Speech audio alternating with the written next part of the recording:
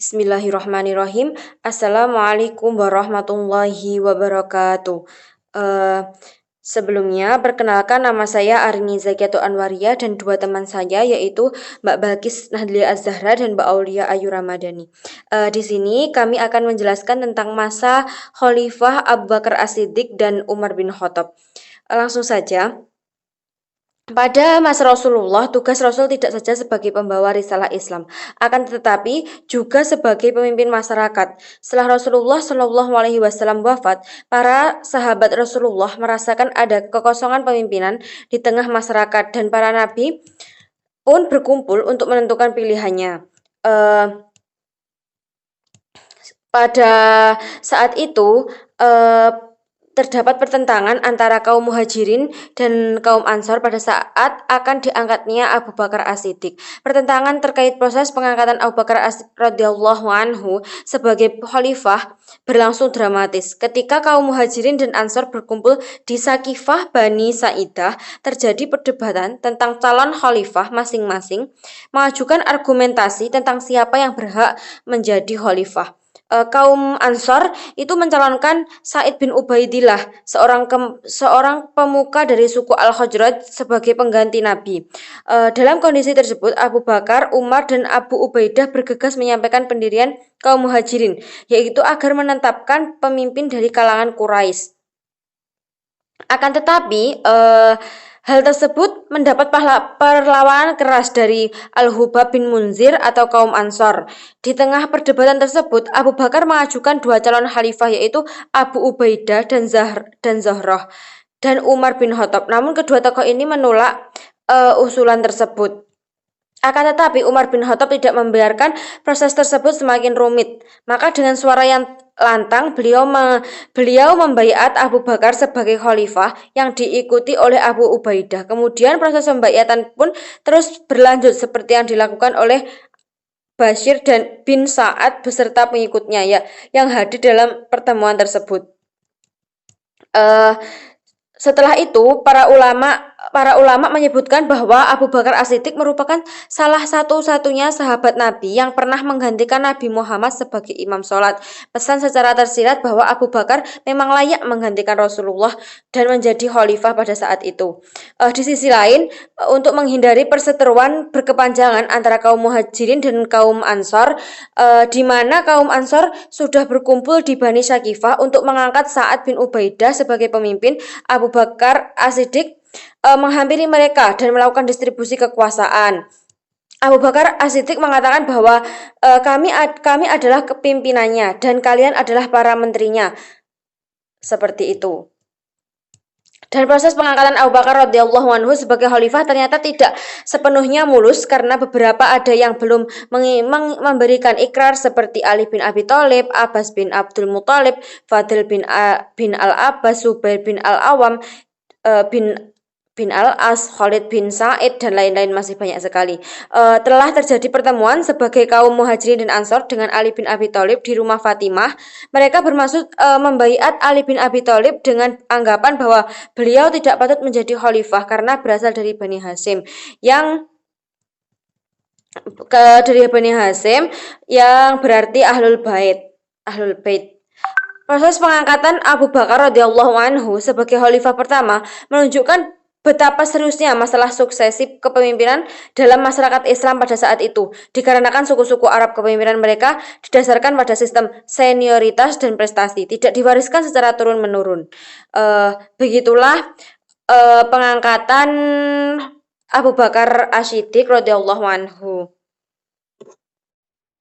Selanjutnya, di sini saya akan membahas poin yang kedua, yaitu tentang Nabi palsu. Nabi palsu itu sebenarnya sudah muncul sejak Nabi Muhammad mengikrarkan diri secara terbuka sebagai Rasul. Jadi tidak hanya pada masa Khalifah Abu Bakar As-Siddiq atau Umar bin Khattab adanya Nabi palsu tersebut, tetapi sudah sejak pada Nabi Muhammad Shallallahu Alaihi Wasallam diikrarkan menjadi Rasul. Selanjutnya yaitu di kalangan Banu Asad muncul nabi palsu bernama Tulaihah.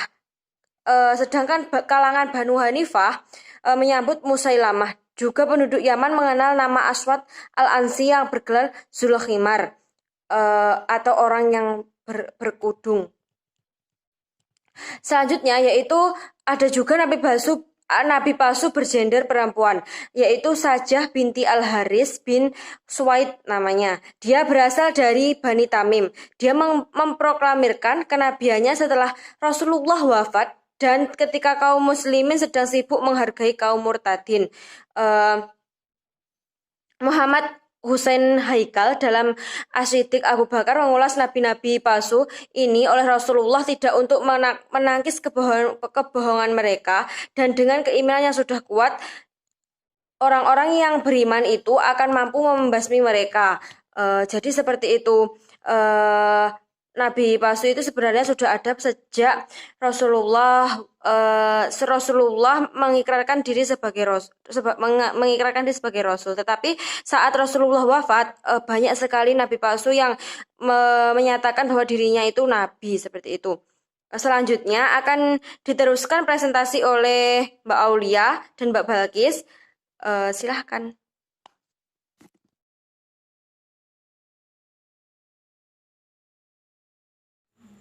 Saya Aulia Ayu Ramadhani akan membahas 3 poin penting pada masa Khalifah Abu Bakar As-Siddiq dan Umar bin Khattab. Yang pertama yaitu perluasan wilayah, yang kedua yaitu pemerintahan negara, dan yang ketiga harta rampasan perang atau ghanimah. Saya akan membahas terlebih dahulu perluasan wilayah pada masa Abu Bakar As-Siddiq. Khalifah Abu Bakar As-Siddiq memperluas wilayahnya atau memperluas kekuasaannya melalui Khalid bin Walid pada tahun 663. Khalid bin Walid diperintah oleh Khalifah Abu Bakar As-Siddiq melakukan kegiatan ekspansi ke wilayah perbatasan Persia dan Syria. Khalid bin Walid kemudian mengirim surat kepada komandan Persia yang berisi 3 poin penting. Yang pertama, ajakan untuk memeluk agama Islam. Yang kedua, yaitu perintah untuk membayar pajak. Dan yang ketiga, ajakan untuk berperang jika mereka tidak mau. Namun, komandan dari Persia ini yang bernama Humus memilih untuk berperang. Hingga pada saat itu terjadilah perang antara kaum muslimin dengan orang-orang Persia. Akhirnya, perang dimenangkan oleh kaum muslimin sehingga Persia berhasil dikuasai oleh kaum muslimin. Selain itu, pada masa Khalifah Abu Bakar As-Siddiq juga menguasai Bizantium melalui perang Yarmuk, dan ekspedisi untuk membebaskan Syria juga berhasil. Selanjutnya yaitu pemerintah negara pada masa Khalifah Abu Bakar As-Siddiq. Pada masa Khalifah Abu Bakar As-Siddiq ini, sistem pemerintahannya bersifat sentralistik atau berpusat pada kebijakan yang diambil oleh khalifah itu sendiri, serta segala keputusan berada di tangan khalifah. Baitul Mal pada masa Khalifah Abu Bakar As-Siddiq ini meneruskan dari Baitul Mal yang sudah didirikan oleh Rasulullah pada masa itu. Namun Baitul Mal pada masa Rasulullah ini masih bersifat sederhana. Pada masa Abu Bakar As-Siddiq ini, Baitul Mal kemudian disempurnakan dengan mendirikan kantor pusat, kemudian menyempurnakan dokumen-dokumen serta surat menyurat.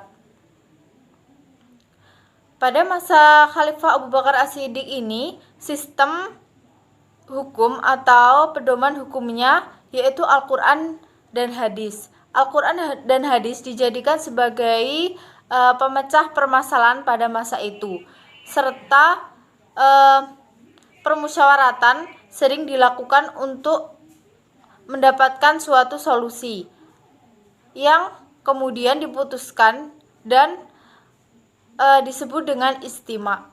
Selanjutnya yaitu harta rampasan pada masa Khalifah Abu Bakar As-Siddiq. Harta rampasan pada masa Khalifah Abu Bakar As-Siddiq ini dibagi sama rata, baik untuk para sahabat yang ikut berperang dan orang-orang yatim memiliki kesamaan perolehan dari harta rampasan atau ghanimah ini. Harta rampasan berupa harta bergerak dan harta tidak bergerak.